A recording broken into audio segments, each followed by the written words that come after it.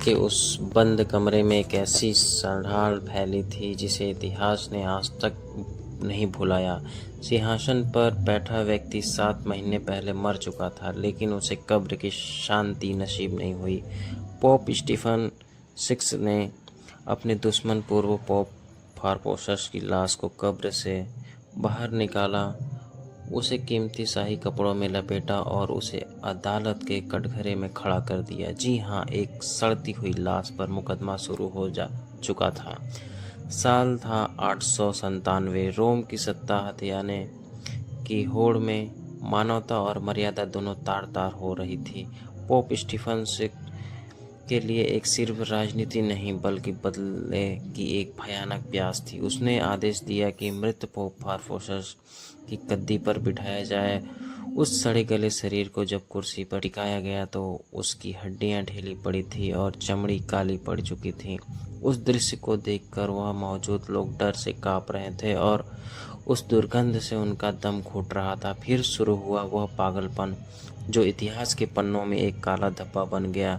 Pope Stephen 6 ने उस लाश की तरफ इशारा किया और चिल्लाते हुए उसने सवाल करने लगा। वह मरे हुए व्यक्ति के उसके कथित गुनाहों का जवाब मांग रहा था। जाहिर है लाश का कोई जवाब नहीं तो एक युवा डेकन को लाश के पीछे खड़ा किया गया ताकि वह अपने आवाज़ में मरे हुए पोप की तरफ से बचाव कर सके। यह अदालत कम और एक थिएटर और एब्सिडी यानी बेतुकेपन का खौफनाक तमाशा ज़्यादा लग रहा थी। मुकदमे का फैसला पहले ही तय था। लाश को अपराधी घोषित किया गया। उसे हर उस पद से बेदखल कर दिया गया जो उसे जीवित रहते हुए हासिल किए थे। उसके बाद जो हुआ वह किसी भी इंसान की रूह को कँपा देने वाला था। जल्लादों ने फारपोसस के उस 3 उंगलियों को काट डाला जिनका इस्तेमाल वह आशीर्वाद देने के लिए करता था। उस शरीर को फिर से घसीटा गया, उसे राजसी कपड़े फाड़ दिए और उसे रोम के टाइबर नदी में फेंक दिया गया।